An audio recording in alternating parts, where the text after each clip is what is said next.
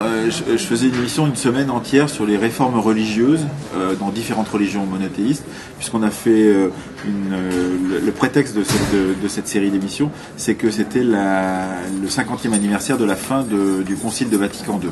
Donc on a fait un documentaire mardi sur le Concile de Vatican II et l'importance que ça a eu dans l'Église catholique. Hier on faisait une émission consacrée aux réformes religieuses dans l'islam au XIXe siècle, et en particulier la naissance de ce qu'on connaît aujourd'hui, le wahhabisme, le salafisme, etc. etc. Et aujourd'hui, c'était autour des réformes religieuses dans le judaïsme au Moyen-Âge. Donc, trois époques différentes, le contemporain pour le catholicisme, l'époque du 18e, 19e siècle pour l'islam, et là, en l'occurrence, le Moyen-Âge. Ça permet de changer de période, de faire des choses différentes sur plusieurs périodes, et surtout pour que les auditeurs ne s'ennuient pas, de leur proposer des choses toujours différentes, avec des périodes différentes, des espaces géographiques différents, pour qu'ils puissent avoir un peu de curiosité et qu'on ne traite pas toujours les mêmes sujets dans les mêmes espaces géographiques à la même période. Et là c'était c'était un peu pointu de ce que j'ai entendu. C'était très pointu, on est d'accord. Celle d'aujourd'hui était très pointue, mais il y en a d'autres qui le sont moins. Souvent celle du jeudi est plus pointue que les autres, parce que c'est un débat d'historiens, donc c'est souvent plus ardu peut-être, mais les émissions du lundi où on présente un livre qui vient de sortir ou deux livres qui viennent de sortir, l'émission du mardi, c'est une émission d'enregistrement avec du montage, un documentaire, ce sont des émissions vivantes parce qu'il y a beaucoup de témoignages, etc. L'émission du mercredi, il y a des archives souvent ou des lectures de textes par un comédien, donc elles sont un peu différentes. Chacune des émissions le principe de base de la fabrique, c'est une certaine variété, c'est que pour ne pas s'ennuyer, et pour que d'une certaine façon, personnellement à l'antenne, je ne m'ennuie pas, donc si je ne m'ennuie pas, j'espère ne pas ennuyer les auditeurs, alors que c'est une émission qui est ancienne, qui a maintenant 11 ans, pour ne pas s'ennuyer, l'idée de base c'est de faire en sorte que ça change tout le temps. À la fois d'espace, de lieux, de géographie, on aime faire des émissions en public et en extérieur aussi quand on a la possibilité d'en faire, dans des festivals ou dans d'autres lieux. Donc pour ne jamais offrir la même chose exactement à nos auditeurs. Ce qui est permanent, ce qui est la même chose, c'est une certaine exigence parce qu'on est sur France Culture, c'est un certain sérieux, c'est même un grand sérieux de ce qu'on propose et de ce qui est dit dans nos émissions pour pas être pris en faute et pas raconter n'importe quoi. Ça c'est la constante. Mais pour le reste, ce qui est intéressant, c'est de changer tout le temps. C'est de faire en sorte que... parce que sinon, au bout de 11 ans de quotidienne, j'aurais l'impression de me répéter, j'aurais l'impression d'avoir déjà raconté des histoires, de les re-raconter une deuxième fois. Or, ce qui est quand même formidable dans l'histoire, c'est que c'est un réservoir gigantesque d'histoires au pluriel. C'est-à-dire que on peut traiter de tout.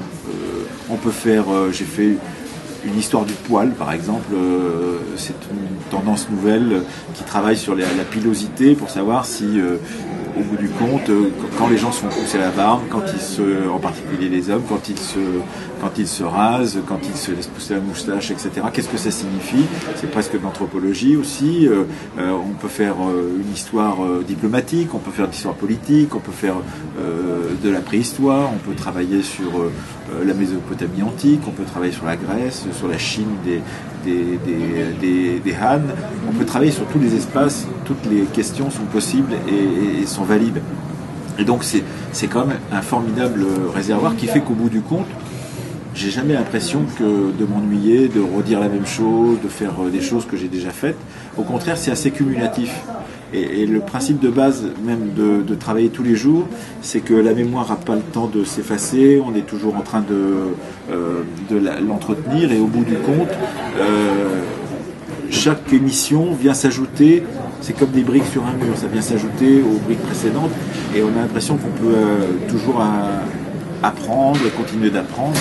Et je dois reconnaître que depuis ma jeunesse, le grand plaisir que j'ai, c'est justement d'apprendre. Donc c'est un grand plaisir que mon métier me permet, ce qui est quand même la plus belle des choses qu'on puisse avoir, c'est-à-dire que son métier correspond exactement à la curiosité, à l'envie de curiosité qu'on a.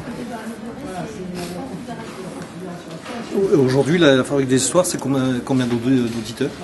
Alors, au dernier sondage, je crois qu'on a 200 000 auditeurs au début de l'émission, et on a surtout ce qui est très extraordinaire à France Culture, c'est que c'est une radio qui normalement est une radio assez peu écoutée en direct, entre guillemets. C'est-à-dire que ça n'est pas disons, pour être plus juste, ça n'est pas la radio la plus écoutée en direct. C'est-à-dire qu'en gros, on a 2.4, ce qui est déjà énorme par rapport à ce qu'on avait il y a une dizaine d'années. On a plus que doublé l'audience. Mais ce qui est formidable en plus de l'audience qu'on a instantanée, c'est les podcasts. C'est-à-dire que voilà une radio qui est la deuxième radio de France en podcast. C'est-à-dire qu'on est juste derrière Europe 1, on est devant France Inter régulièrement, on est devant RTL et devant les autres grandes radios, parce qu'en fait c'est une bibliothèque sonore, si vous voulez, c'est une capacité qui est offerte à des gens aujourd'hui de stocker du savoir, de la connaissance, des émissions qui leur apprennent des choses, qu'ils peuvent écouter plus tard, en particulier quand ils sont en vacances. Et on a beaucoup de témoignages, j'ai beaucoup de témoignages d'auditeurs qui nous écoutent à ce moment-là, et donc on a 650 000 podcasts par mois. Donc, ce qui est beaucoup, ce qui fait de nous la deuxième émission la plus podcastée de France Culture, la plus importante en termes de podcasts, c'est les Nouveaux Chemins de la Connaissance, qui ont 1 300 000 podcasts le mois dernier. Donc, ils ont le double de nous, mais on est la deuxième émission la plus podcastée de France Culture. Ça correspond aussi au fait qu'on est à un horaire plus accessible que les Nouveaux Chemins qui sont à 10h, et que des gens peuvent nous écouter en direct. Alors que les Nouveaux Chemins, c'est à 10 heures, de 10 à 11, c'est plus compliqué pour eux d'être en direct. Pour les précéder, vous les aidez à faire de l'audience. Oui, d'ailleurs, et nous, on est aidés surtout par la matinale qui nous précède. Ouais. On est collé à la matinale, et l'augmentation des auditeurs de la matinale depuis plusieurs années, et là encore la dernière fois, puisqu'on est passé à 2.4, ce qui est le record de France Culture, fait que évidemment l'émission qui est derrière est tirée par la matinale. Donc ça, c'est très important que d'être dans un endroit où effectivement on peut proposer quelque chose d'assez exigeant, parce qu'il y a déjà beaucoup de gens qui sont là pour écouter la matinale, et cette exigence-là fait qu'il y a plus de gens qui viennent nous rejoindre. Et puis il y a aussi quand même les réseaux sociaux, le groupe de la Fabrique, on a presque 15 000 participants sur le groupe de la Fabrique, qui se sont accumulés au fur et à mesure des années, etc. Twitter, enfin, tous ces moyens de communication modernes ça fait qu'au bout du compte, on agrège autour de nous des petites communautés de gens qui nous suivent, qu'on alimente, moi j'alimente en donnant des informations sur la Fabrique en train de se faire, sur les programmes qu'on est en train de réaliser, etc., etc. Ce qui aussi permet aux gens de se sentir partie prenante aussi du programme qui est en train de se faire. Donc il y a quand même... et on a beaucoup d'occasions, comme à Blois, au Rendez-vous de l'Histoire, ou à Pessac, quand on y va à Bordeaux pour le Festival du film d'histoire, de rencontrer notre public, de discuter avec lui, et d'une certaine façon à la fois de voir ce qu'il attend de nous, de lui proposer de nouvelles choses, d'imaginer des choses à partir de ce qu'il fait. D'ailleurs, bientôt ça va être assez... Enfin, on va essayer ça. On va essayer de faire une semaine à partir des posts des auditeurs sur le groupe Facebook, par exemple. C'est-à-dire de comprendre pourquoi ce groupe Facebook, qui au départ était simplement un moyen pour nous de valoriser l'émission et de la faire connaître, est devenu un lieu de débat, de discussion sur l'histoire, puisque les presque 15 000 membres du groupe maintenant débattent quasiment tous les jours, et ce qu'on poste nous est extrêmement minoritaire par rapport à ce qu'ils postent eux. Beaucoup de lettres de soldats de la Première Guerre mondiale qu'ils ont trouvés dans des greniers, etc., etc. Donc on va essayer de faire quelque chose à partir de tout ça, c'est-à-dire essayer d'imaginer comment on peut tirer parti en radio de ce que les auditeurs nous proposent sur le groupe Facebook, par exemple, et sur le site de France Culture, etc., etc. Comment vous voyez votre rôle de vulgarisateur par rapport notamment à, je ne sais pas si c'est des concurrents ou pas, mais par rapport à Lebrun sur France Inter ou Ferrand. Il se trouve que pour Jean Lebrun c'est assez drôle, parce que Jean Lebrun était mon maître de radio. J'ai travaillé chez lui pendant 10 ans. Donc quand j'ai commencé à France Culture, j'étais dans l'émission de Jean Lebrun. Donc j'ai fait pendant très longtemps la revue de presse, et je l'ai quitté pour faire la première émission d'histoire que j'ai faite sur cette chaîne, qui était la Fabrique de l'Histoire. Donc avec Jean, on a une affinité, une vieille complicité qui remonte à presque 30 ans. Oui, presque 30 ans. Donc il n'y a pas de concurrence du tout entre nous dans ce domaine-là. Au contraire. C'est plutôt une complémentarité, on regarde les programmes l'un de l'autre, on regarde ce que chacun fait, etc. Après, il y a les autres émissions qui sont, par exemple, l'émission de Franck Ferrand que je n'écoute pas beaucoup parce que c'est au même horaire justement que celle de Jean Lebrun sur Europe 1. Et puis, il n'y a pas beaucoup d'autres émissions sur les autres chaînes, il n'y a quasiment rien. Donc là, je connais moins pour le reste les autres émissions. Puis après, il y a la télévision, mais c'est un autre langage, c'est une autre façon de raconter l'histoire, etc. Avec des émissions de Stéphane Bern en particulier, etc. etc. Et ça, ce qui est très frappant quand même, c'est la multiplication depuis plusieurs années des formats, des types d'émissions d'histoire un peu partout sur tous les médias, et l'engouement aussi d'un public qui est quand même très important, parce que toutes nos émissions rassemblées, je ne sais pas combien ça fait de millions de personnes qui s'intéressent à l'histoire dans ce pays, mais c'est énorme. C'est-à-dire, si on ajoute la marche de l'histoire, l'émission de Franck Ferrand, la nôtre, les émissions de Stéphane Bern et d'autres, c'est plusieurs millions, peut-être même plusieurs dizaines de millions de personnes qui régulièrement s'intéressent à la promotion de l'histoire à la radio, à la télévision. Et puis il faut rajouter par-dessus ça tous ceux qui lisent des journaux d'histoire, le magazine d'histoire et tout un tas d'autres journaux qui là aussi proposent des choses autour du passé et des lectures du passé. Donc c'est quand même assez considérable, et c'est vrai qu'il y a oui, on ne peut pas dire autre chose qu'un engouement, un plaisir en tout cas des Français pour les récits qui concernent le passé, les récits, les analyses. Il y a beaucoup de débats autour de l'histoire, et justement sur le côté un peu suranné, voire réactionnaire là-dessus. Qu'est-ce que vous en pensez? Moi je pense que ce qui est très intéressant dans l'histoire, c'est que c'est un grand réservoir d'accessoires pour aujourd'hui.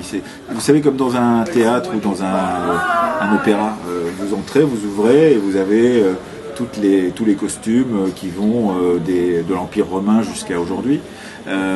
Parce que tous les opéras ont été faits depuis des opéras qui se passent pendant l'Empire romain jusqu'à des opéras très contemporains, et chacun peut aller chercher dans le magasin des accessoires à peu près ce qu'il veut. Et c'est vrai que c'est intéressant de voir que dans ce passé très large, les hommes politiques vont puiser de façon considérable, puisque on voit tous les jours des débats sur Jaurès a été pris par Nicolas Sarkozy, ça c'était il y a quelques années, où Jaurès vient d'être pris par des candidats du Front National en disant que si Jaurès était vivant, il voterait Front National aujourd'hui, des choses comme ça, ce qui fait hurler tout le monde, et en particulier les gens de gauche. Donc on voit bien effectivement les usages politiques du passé qui sont permanents aujourd'hui, et les usages politiques de l'histoire, des personnages du passé, des événements du passé. Regardez comment la Révolution française, regardez comment tout un tas d'autres choses sont utilisées. Et donc c'est la même chose pour les historiens. Les historiens se divisent, parce qu'il y en a qui disent il faut revenir à une question de l'histoire de France, à l'histoire de France, réapprendre l'histoire de France. Moi je suis plutôt de la tendance de ceux qui sont très intéressés par cette grande tendance aujourd'hui qui s'appelle l'histoire mondiale, ou l'histoire monde, ou l'histoire globale, etc. etc. C'est-à-dire que les plus grandes excitations de lecture que j'ai pu avoir en lisant des livres d'histoire récemment, c'est des excitations en lisant des gens qui d'un seul coup me montrent le monde autrement, me racontent que la mondialisation qu'on est en train de vivre aujourd'hui s'est peut-être déjà passée au 19e siècle avec les moyens de transport modernes du 19e siècle, mais elle s'est peut-être aussi passée au moment de ce qu'on appelait les grandes découvertes, avec la découverte du monde par les Occidentaux. Elle s'est peut-être aussi passée à l'époque mésopotamienne, c'est-à-dire au moment où à Babylone ou dans d'autres endroits on faisait venir de l'autre bout de l'Asie des pierres, des pierreries, des richesses, etc. etc. C'est passé pendant l'Empire romain, évidemment. Donc moi je trouve très intéressant cette échelle géographique du monde pour pouvoir comprendre l'histoire. J'aime beaucoup cette idée que la circulation, le déplacement, les questions d'immigration dont on parle aujourd'hui, etc., ont été précédées aujourd'hui, qu'on vit aujourd'hui, et ça a été précédé dans d'autres époques par d'autres migrations, d'autres déplacements, d'autres circulations qui conduisaient les gens à traverser les océans, à traverser les mers, à aller conquérir de nouveaux espaces, à aller s'installer ailleurs, etc., etc. Moi, c'est la tendance qui m'intéresse, et donc je suis plutôt sur cette question-là. Je suis né, moi, personnellement, dans une école qui était une école républicaine, qui racontait le récit national, etc. Ça m'a forgé, ça a été vraiment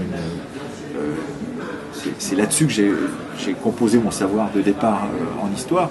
Mais aujourd'hui, je pense que, étant donné le contexte mondial, c'est extrêmement intéressant de s'intéresser aux empires africains du Moyen-Âge, c'est extrêmement intéressant de s'intéresser aux empires chinois, aux empires japonais, à ce qui se passait en Amérique, alors même que les conquistadors n'étaient pas encore arrivés et que Christophe Colomb n'était pas arrivé.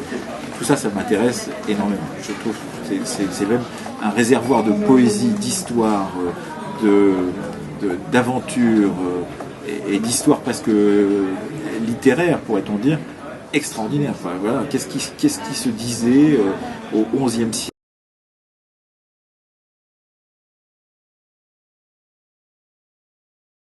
Aujourd'hui, la civilisation des Anasasis, pourquoi ont-ils construit des villages troglodytiques au XIe, XIIe siècle? Pourquoi ont-ils disparu? Quand j'ai fait un sujet là-dessus une fois, j'étais stupéfait de cet intérêt que je pouvais avoir pour une civilisation très lointaine dont on sait à peu près rien. Mais là, il y a aussi toute la capacité de l'histoire à faire travailler l'imagination. C'est-à-dire qu'un historien, il y a ce qu'il sait, il y a les documents sur lesquels il travaille, et puis à un moment, il est obligé de relier les documents entre eux et de faire des hypothèses, de valider ces hypothèses, et c'est un travail d'imagination. Moi, j'ai fait ça quand j'étais étudiant à Poitiers, à l'école au CESCM, au Centre d'études supérieures de civilisation médiévale. Je faisais ma maîtrise à l'époque. Voilà, j'avais un personnage, j'avais sa date de naissance dans un registre d'abbaye du XIIe siècle en Saintonge, j'avais sa date de mort dans un autre registre d'abbaye, j'avais un acte qui avait été signé de don à une église d'un champ par exemple, ou d'une propriété, où il avait signé en bas, et je savais rien de lui. Comment à partir de ce moment-là, travailler sur ce personnage-là? Quelle allure avait-il? Est-ce qu'il était grand, petit? Est-ce qu'il était religieux? Est-ce qu'il n'était pas religieux, etc. On est obligé, à partir d'un certain moment, avec la faiblesse des sources qu'on peut avoir, on est obligé parfois de faire des efforts d'imagination. Et c'est cette imagination que l'histoire utilise tout le temps, dans son récit, dans la façon de raconter le passé. Moi, c'est ce que j'adore. Moi, j'adore ce mélange entre ce qu'on sait, le travail rigoureux de l'historien, les documents qu'il utilise, etc. Et puis l'obligation qu'il a, à partir de ces documents, d'imaginer des choses et de faire des hypothèses les plus plausibles et les plus valides possibles, et c'est ça qui est vraiment passionnant.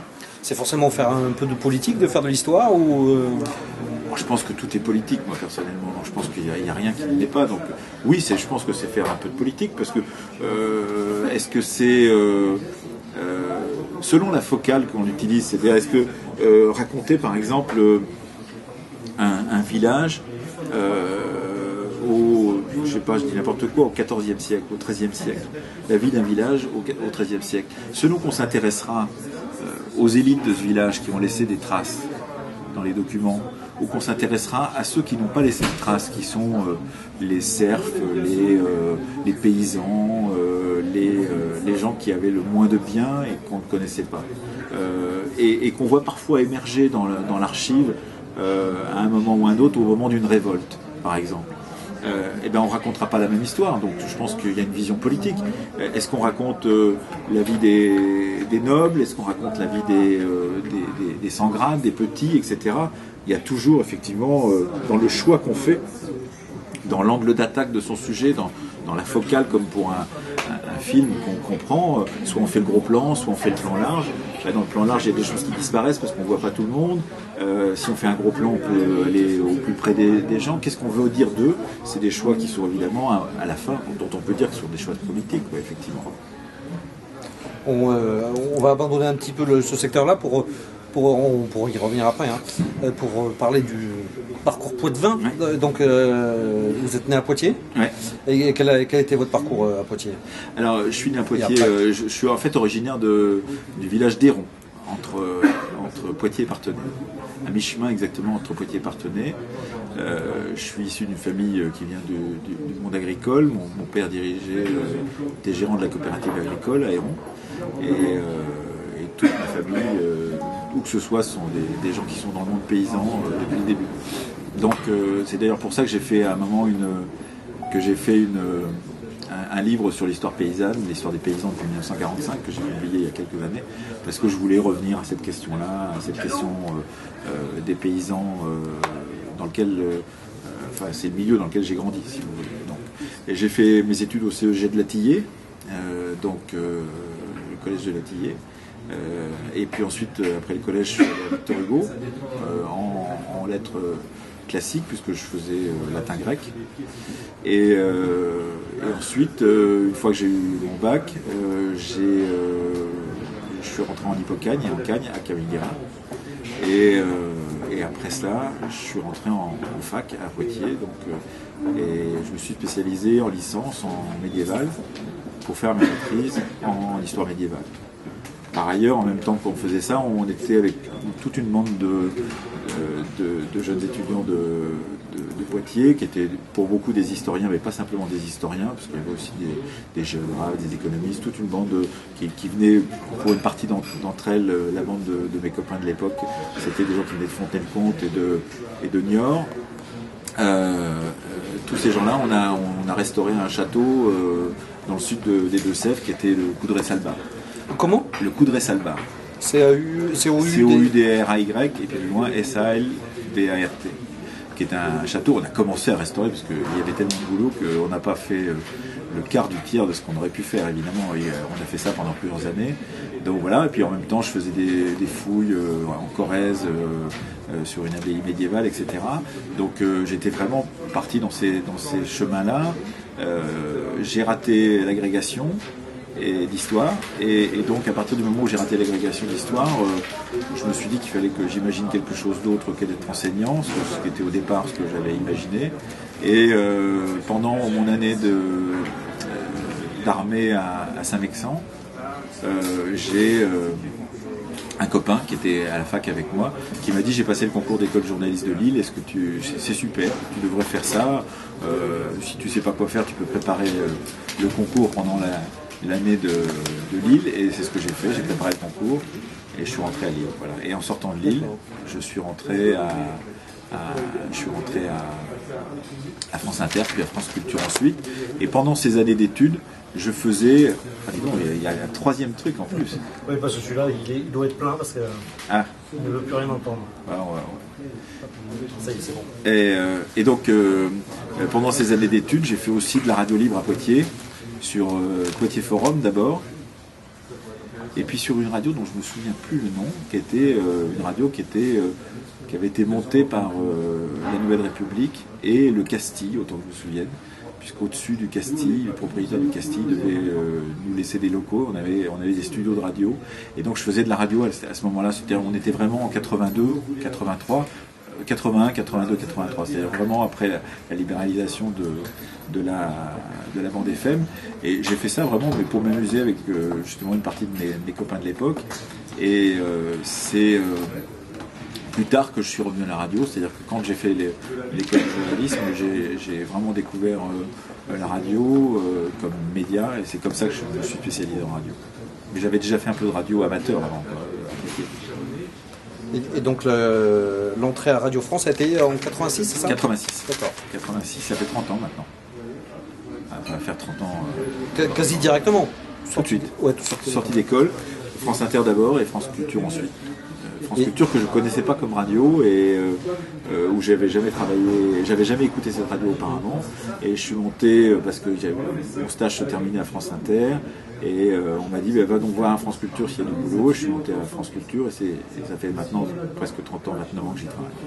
Et l'orientation historique s'est faite naturellement plus lentement, c'est-à-dire qu'en fait j'ai d'abord commencé à France Culture à travailler en actu, quoi. J'ai fait des reportages, des journaux, des flashs, un petit peu, pas beaucoup. Ensuite j'ai fait beaucoup de reportages pour une émission du matin qui s'appelait Les Matins de France Culture, et puis Culture Matin ça s'appelait, c'était Jean Lebrun qui l'a dirigé. J'ai fait beaucoup de reportages, puis ensuite j'ai fait la revue de presse pendant 6 ans. Donc c'était vraiment de l'actu là. Et au bout de 10 années d'actualité, j'ai eu envie de revenir à l'histoire et de trouver un moyen pour que je puisse continuer à faire mon métier de journaliste et en même temps faire de l'histoire aussi. Et c'est comme ça que l'émission dans laquelle travaillait Patrice Gélinet, qui à l'époque était sur France Culture, il partait sur France Inter. Son émission s'appelait l'Histoire en direct, et j'ai proposé à la direction de France Culture de la reprendre puisqu'il s'en allait sur l'autre antenne. Donc j'ai repris l'Histoire en direct. Pendant 3 ans j'ai fait l'Histoire en direct, entre 1996 et 1999. Et puis à partir de 1999, la nouvelle direction, qui était assurée par Laure Aguilère, m'a demandé d'inventer une nouvelle émission d'histoire à la place de l'Histoire en direct, et ça a été la Fabrique de l'Histoire. D'abord en hebdomadaire pendant 5 ans, entre 1999 et 2004, et ensuite en quotidienne depuis 2004, ça fait donc 11 ans. Donc c'est une émission qui existe depuis 1999, qui existe depuis 16 ans bientôt, mais sur 2 formats différents. Voilà. Revenons au Poitou, donc vous y gardez des attaches et vous y revenez. Oui, j'ai encore ma famille, ma belle famille. Et dès que vous pouvez en parler dans une de vos émissions, vous ne manquez pas de le faire. C'est ce qu'on dit généralement. C'est une façon de s'attacher aussi, si vous voulez. Et quand je fais le livre sur les paysans, je le fais évidemment pour parler d'abord. Le premier chapitre, c'est mes souvenirs dans la cour du silo de mon père, que gérait mon père à Héron. C'est le blé que j'ai fait rentrer dans les cuves, etc., et dans les caves. Donc à cette époque-là, parce que je travaillais donc au silo l'été. Donc oui, évidemment, chaque fois que je peux, je recite ces choses-là, effectivement. Parce que voilà, c'est chez moi, c'est là où je suis né. Toute ma famille est de là-bas, donc c'est normal que j'en parle. Voilà. Et avec beaucoup de gourmandise et beaucoup de plaisir, quoi. C'est vraiment ça reste toujours l'endroit. En plus, tous mes amis sont encore de là-bas, enfin beaucoup de mes amis sont encore de là-bas, on part en vacances ensemble, donc il y a quelque chose de très fort qui m'attache à la région. Et vous y revenez assez souvent? Oui, une fois tous les 2 mois, quelque chose comme ça. Après, les obligations parisiennes et puis surtout le reportage me conduisent ailleurs, mais oui, tous les mois et demi, tous les 2 mois, oui, c'est ça. Alors quand est-ce que vous faites une émission au musée Sainte-Croix? Vous l'avez déjà fait ou pas? Non, alors c'est curieux, ça m'est jamais arrivé de le faire, parce que souvent, quand on fait des émissions, ça s'accroche sur des événements. Quand on déplace un studio, par exemple, en extérieur, ça s'accroche sur des événements qui se passent dans l'endroit en question et qui sont liés au thème de l'émission, si vous voulez. Et les événements historiques qui se passent à Poitiers, il n'y en a pas des dizaines pour l'instant. Pourtant, il y a de nombreuses batailles. Oui, c'est ça. Oui. Mais par exemple, quand on part à Blois, on part à Pessac, comme je vous l'ai dit, ou dans d'autres endroits, mais parce qu'il y a des manifestations sur lesquelles on peut s'accrocher. Mais c'est vrai que j'en ai pas fait. Je me souviens quand même que c'était avant que je fasse des émissions d'histoire. La première émission que j'ai animée, c'était sur le marché de Parthenay. Pour France Culture. C'était en 88, 89, je sais pas. Et c'était sur le marché de Parthenay. Voilà. Mais c'était la première que j'ai faite à l'époque. Mais c'était dans l'émission d'actualité. Je faisais un truc sur l'élevage et sur l'histoire de l'élevage. Pas sur l'histoire de l'élevage, sur l'élevage, les difficultés de l'élevage déjà à l'époque. Et j'avais fait ça sur le marché de Parthenay. Mais c'est vrai qu'à Poitiers, j'en ai pas fait. Ça un regret ou ça Non, mais ça viendra, évidemment. Il faut toujours trouver une occasion, il faut qu'il y ait quelque chose, une manifestation, quelque chose qui se passe pour qu'on puisse se déplacer. Alors cette occasion, on va y venir, ça peut être produite par le comité de pilotage autour du palais de justice, dont vous faites partie, sous la direction d'Henri Loiret, que vous connaissez, j'imagine. Je l'ai croisé, je connais pas. J'ai croisé, mais je le connais pas personnellement. Alors comment vous avez pris ça et puis qu'est-ce que vous en attendez? Qu'est-ce que vous espérez de ça? En fait, ce qui est intéressant, c'est que j'ai fait des études d'histoire médiévale, comme je vous l'ai dit, donc c'est le Moyen-Âge qui m'intéresse. Donc j'ai travaillé sur les comtes du Poitou, j'ai travaillé sur les ducs d'Aquitaine. C'était vraiment au cœur de mes préoccupations, parce que ma maîtrise portait sur les évêques de Saintes au XIe, XIIe et XIIIe siècle. Donc c'était pas Poitiers, mais c'était tout près, et c'était vraiment une maîtrise sur le rapport entre le pouvoir du duc, ou le pouvoir des comtes, des comtes de la Marche en l'occurrence, avec le pouvoir ecclésiastique. Donc vraiment, c'est le cœur du propos, puisque c'est à la fois de la religion, de l'histoire religieuse, et de l'histoire politique, pourrait-on dire. Donc ça m'intéresse beaucoup. Et quand la mairie de Poitiers m'a appelé pour me dire un peu, j'étais surpris, que ils m'ont proposé cette chose-là, ils m'ont demandé est-ce que ça vous intéresse. J'ai dit évidemment que ça m'intéresse, parce que d'abord, retourner dans sa ville où on a fait ses études et où on a travaillé sur l'histoire médiévale pour pouvoir reparler de patrimoine et de patrimoine médiéval, évidemment, c'est intéressant. Et puis, c'est une ville que j'ai parcourue dans tous sens pendant que je faisais mes études, entre la seconde et 4 à 5 années après le bac. Donc vraiment, je la connaissais bien, par les pieds, pourrait-on dire, cette ville de Poitiers. Et j'ai parcouru avec mes copains étudiants tous ces endroits sur lesquels on va avoir à travailler. Alors c'est vrai que maintenant j'y retourne moins souvent que j'y retournais, que quand j'y vivais, mais c'est quand même une ville que j'aime beaucoup, et ce cœur de ville autour de l'axe, le Palais des Comtes jusqu'à la cathédrale, c'est quand même un cœur de ville absolument exceptionnel, avec des monuments d'immense qualité. Donc il y a cette question-là. Moi, il se trouve que par ailleurs, j'étais un été, pendant que je faisais mes études, j'étais guide de la ville de Poitiers. Donc j'ai emmené des dizaines de touristes que j'accompagnais dans cette promenade qui allait justement de la place du Palais jusqu'à la place de la cathédrale. J'ai visité tous ces endroits-là, le musée Sainte-Croix, le baptistère Saint-Jean, etc. Et j'ai adoré me balader dans cette ville à pied, comme ça, avec les touristes. Donc je me dis, alors ça suffit pas comme qualification pour pouvoir faire ça. J'imagine que si on m'a appelé, c'est aussi parce que je travaille dans les médias, qu'il y a cette question aussi de peut-être un regard que je peux porter maintenant de mon métier de journaliste sur cet endroit-là, comment on pourrait imaginer autre chose pour les parcours, etc., etc. Mais moi, si j'ai accepté, c'est vraiment, et c'est sans nostalgie, par intérêt pour cet espace que j'ai tant parcouru quand j'étais plus jeune, et pour essayer de trouver des solutions. Effectivement, je ne suis pas urbaniste, je ne suis pas architecte, je ne connais pas des choses comme ça, mais trouver des solutions, parce que ce qui est intéressant dans une ville comme celle-ci, c'est où on va porter le regard, qu'est-ce qu'on va regarder, où on va s'arrêter quand on est touriste.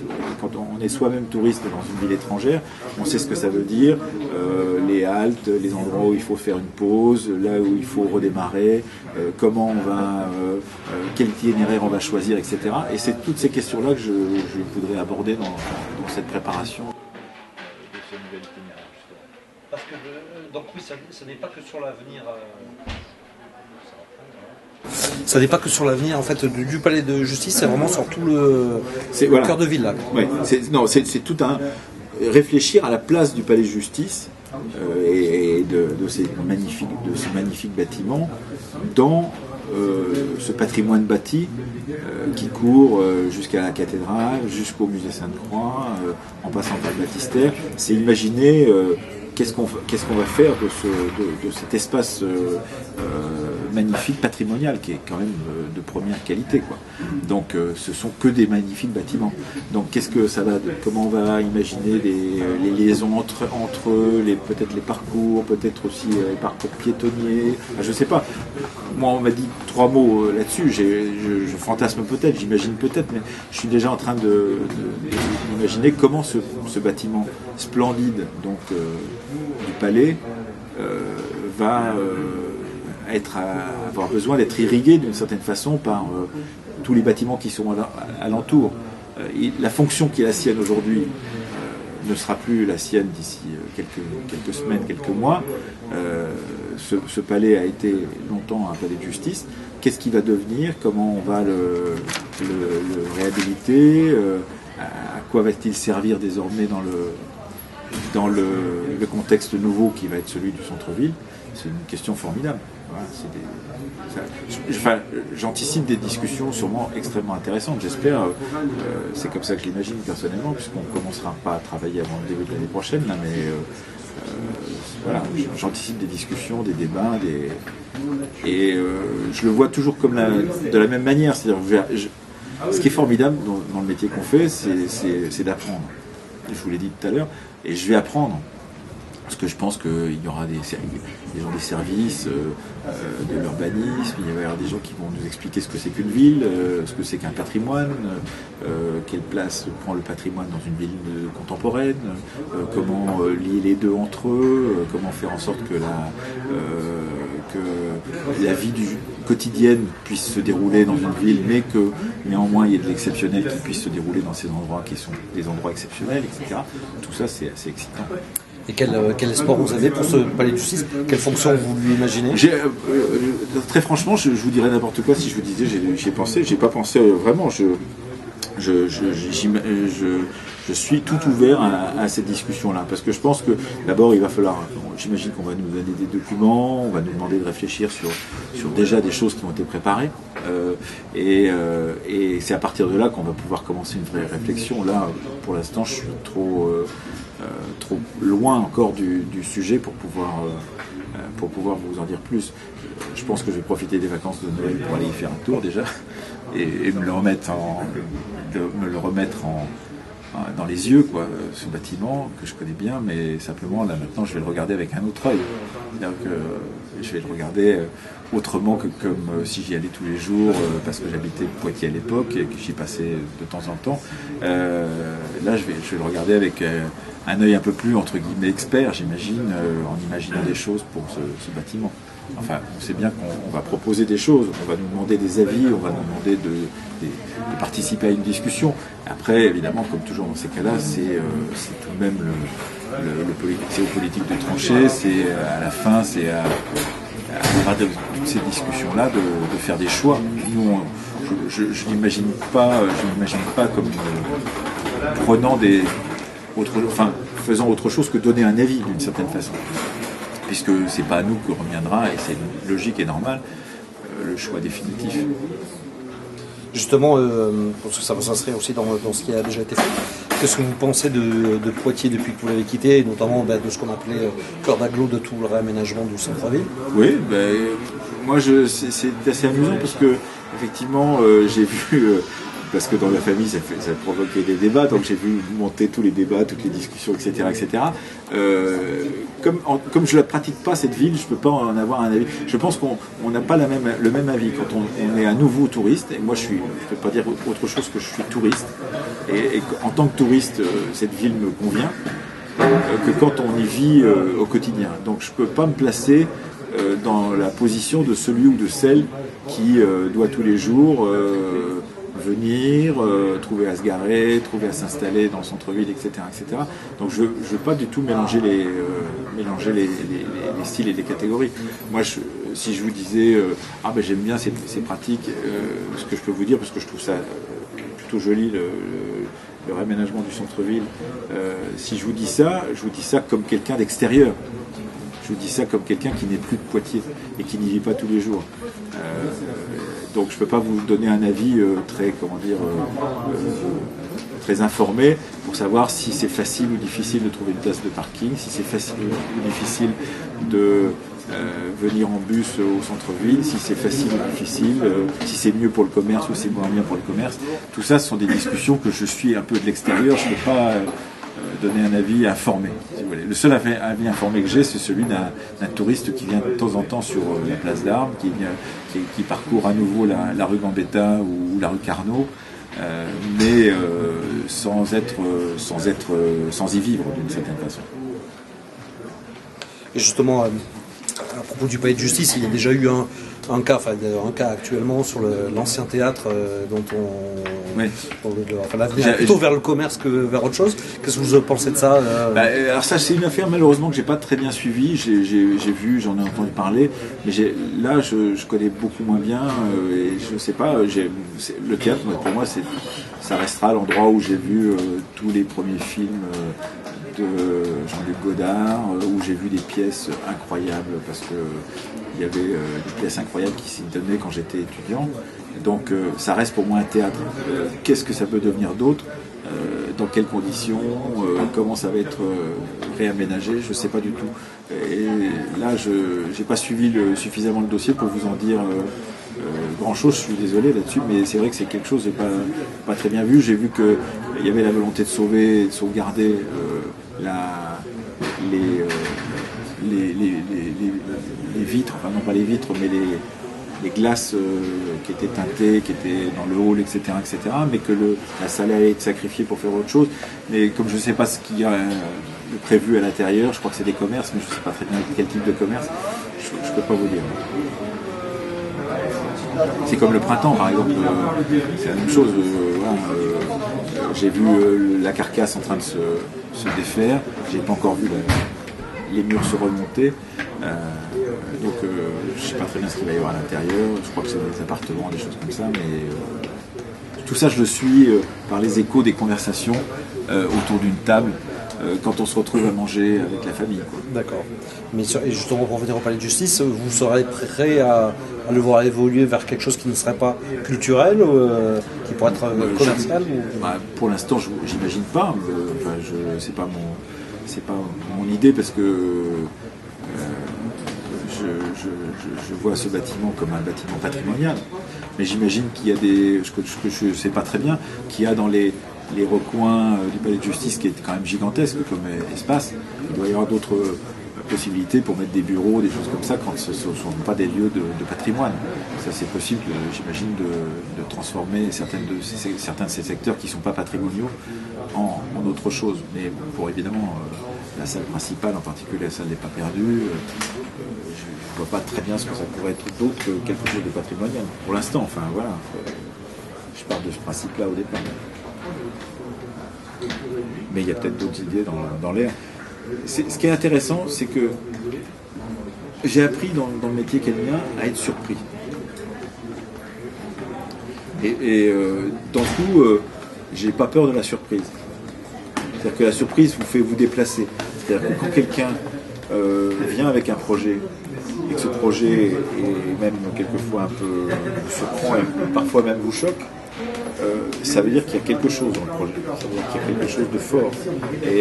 Et donc, moi, ce qui m'intéresse dans cette affaire-là, c'est je m'attends à être surpris, j'espère être surpris par ces discussions. C'est-à-dire qu'en fait, peut-être il y a quelqu'un qui va venir avec un projet incroyable pour le palais de justice, parmi nous, des gens qui vont avoir des idées surprenantes, qui peuvent paraître comme ça lointainement excentriques et qui au bout du compte vont faire vivre ce lieu-là, parce que la question c'est comment faire vivre un lieu aussi vaste, aussi grand, comment le faire se développer, etc. C'est une question intéressante parce que c'est pas n'importe quoi. En cœur de ville, c'est un bâtiment gigantesque, donc c'est un bâtiment de pouvoir. Ce qui est intéressant, c'est ça, c'est que traditionnellement, depuis le début, ce bâtiment, c'est le siège de pouvoir. Alors, c'est passé du pouvoir comtal, ducal, enfin ce que vous voulez, jusqu'au pouvoir judiciaire, républicain, mais ça a toujours été un lieu de pouvoir. Donc cette question de qu'est-ce qu'on fait d'un lieu de pouvoir quand le pouvoir n'est plus là, est une question extrêmement intéressante. C'est-à-dire que pendant des siècles, ça a été un lieu où s'est exercée l'autorité des souverains locaux à l'époque, au Moyen-Âge, autorité de la République ensuite. Un bâtiment qui est marqué par cette question d'autorité, c'est quand même quelque chose d'important. Qu'est-ce qu'on peut lui faire dire d'autre dans une autre histoire?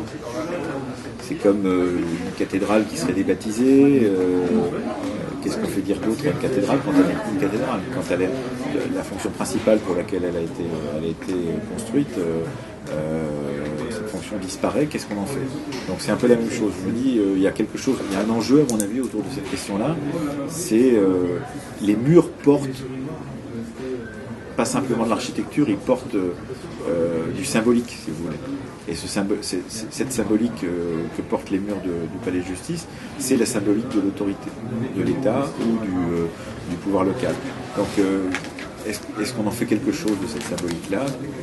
Comment on la transfère sur autre chose? Est-ce que c'est du culturel? Est-ce que c'est du patrimonial, etc., etc. Ça, je ne sais pas encore, mais c'est vachement intéressant. Vous, revenons à ce que vous faites aujourd'hui, vous voyez faire quoi dans l'avenir? Continuer la fabrique d'histoire ou, Oui. Ouais. C'est ça que et la transmettre un jour à quelqu'un d'autre? Ça, je sais pas. Mais non, c'est quand même franchement une... Je vous disais que j'aimais être surpris, en fait. D'habitude, on n'aime pas trop la surprise, parce que la surprise, ça peut être une bonne surprise ou une mauvaise surprise. Moi, dans ma carrière à France Culture, d'ailleurs, j'ai quand même plutôt que des bonnes surprises. Et donc, j'aime cette surprise parce que ça vous oblige à vous changer de pied, etc., etc. Alors vous me direz, la surprise, quand on fait la même chose, c'est curieux, parce que tout le monde fait... C'est plutôt les pantoufles qu'on met quand on fait la même émission. Mais l'idée, c'est qu'à l'intérieur de la même émission, on la fait évoluer tous les ans, pour que l'émission d'aujourd'hui, de cette année qu'on est en train de faire, n'a pas grand-chose à voir avec la première émission qu'on a faite il y a 15 ans, en quotidienne. Elle est même assez en hebdomadaire, elle est même assez éloignée de la première. Ça porte le même titre, mais simplement parce qu'à chaque fois, l'obligation qu'on se donne, c'est justement de se surprendre, c'est-à-dire de se laisser surprendre par l'actualité, de se laisser surprendre par les évolutions de la discipline historique, de se laisser surprendre par des nouveaux chercheurs qui viennent dans le studio. Vous savez, cette rencontre qu'on a quand on est journaliste, qui est quand même que des gens viennent, vous les avez appelés au téléphone, vous ne les connaissez pas, ils arrivent, et d'un seul coup, il y a quelque chose qui se passe. Et d'un seul coup, vous vous dites, mais j'ai envie de faire un bout de chemin intellectuel, radiophonique, avec telle ou telle personne. Et ben, c'est ça qui est intéressant, et cette surprise-là, elle n'est pas prévisible. C'est-à-dire que on reçoit des dizaines de gens par mois, il y en a une ou deux avec lesquelles ça... Pardon, excusez-moi. Il y en a une ou deux avec lesquelles ça bouge, ça match, ça prend, et d'autres avec lesquelles ça ne prend pas du tout, ou moins, d'une certaine façon. Et donc, c'est cette surprise-là qui est quand même étonnante. Quand on va rencontrer des gens, quand je pars en reportage pour faire moi des émissions de documentaires, par exemple, pour la famille de l'histoire, quand je vais rencontrer des gens, c'est ce que j'aime, c'est cette surprise-là. C'est jamais être dans le même endroit, jamais avoir la réponse attendue ne vient pas, et c'est une autre réponse qui vient, et d'un seul coup, ça nous change, ça change notre vision du pays dans lequel on est, de l'endroit où on est allé, etc. Ça, c'est surprenant, c'est vraiment surprenant. Je dis toujours que, par exemple, parmi les reportages que j'ai adoré faire, alors il y a pas mal de reportages qui sont quand même en lien avec le milieu, le Poitou, etc. J'ai fait un reportage sur la naissance des coopératives agricoles du côté de Blois, mais c'était en lien avec l'histoire de la naissance des coopératives agricoles, là où travaillait mon père dans les années 30 du côté de Blois. J'ai fait aussi quelque chose autour du 11 novembre 18, c'était en 98, donc c'était pour les 80 ans du 11 novembre. Et je suis allé interviewer un vieux monsieur du village d'à côté du mien, qui était en maison de retraite à Mirbeau, et qui connaissait ma famille, et que je connaissais pas mal aussi, et qui était violoneux en fait. Et quand je vous dis la surprise, se laisser surprendre par les gens, c'est qu'il a commencé à me jouer un morceau de violon, j'étais avec mon petit magnéto, c'était super, c'était très bien, c'était un beau moment, etc. Et on a commencé à aborder la guerre de 14. Et c'était un monsieur qui était âgé déjà en 98, mais il n'avait pas 100 ans, donc il n'avait pas pu combattre pendant la guerre de 14. Donc je lui demandais ses souvenirs de jeune garçon à Vouzailles. Sur la place du village, il me raconte, c'est très, très bien et très tranquille, jusqu'au moment où il commence, j'entends le sanglot dans sa voix. Et en fait, ce vieux monsieur qui avait 88 ou 88, je crois 88 ans à l'époque, 89 ans. Ce vieux monsieur commence à tomber en sanglots, à pleurer à mon micro parce qu'il se souvenait du moment où le garde champêtre était venu, alors qu'il jouait avec son petit voisin, annoncer la mort du père du petit voisin. À la guerre. Et ben, la surprise, c'est ça, c'est qu'en fait, on est face à un monsieur qui est souriant, extrêmement gentil, qui était d'une gentillesse absolue, qui vous joue un morceau de violon et qui d'un seul coup vous émeut et qui vous bouleverse, parce que voir pleurer quelqu'un qui a plus de 80 ans, c'est rare, et d'un seul coup ça vous touche. Et ça vous pose même des questions sur qu'est-ce qui fait que le traumatisme de ce gamin qui avait 5-6 ans au moment où, ou 7 ans au moment où on annonce à son petit camarade que le père de ce petit camarade est mort à la guerre, soit resté aussi vivace 80 ans plus tard. Et ça, si vous voulez, c'est ce que j'aime dans le métier qu'on pratique, c'est cette surprise-là. C'est la surprise d'un historien qui vient au micro, dont on vient la nuit parce qu'on a envie de continuer un peu de chemin avec lui, mais aussi d'un personnage qu'on rencontre en reportage, en Afrique ou ailleurs, qui vous émeut à un point incroyable que vous ne verrez sûrement pas ensuite, mais qui vous touche très profondément et qui vous bouleverse et qui change un peu votre vision du monde d'une certaine façon, ou ce vieux monsieur Mirbeau que j'ai croisé à cette occasion-là, que j'ai pu revu ensuite parce qu'il est mort assez rapidement après. Et j'en garde le souvenir de, effectivement, voilà, c'est un métier où il faut s'attendre à la surprise et l'aimer, la surprise.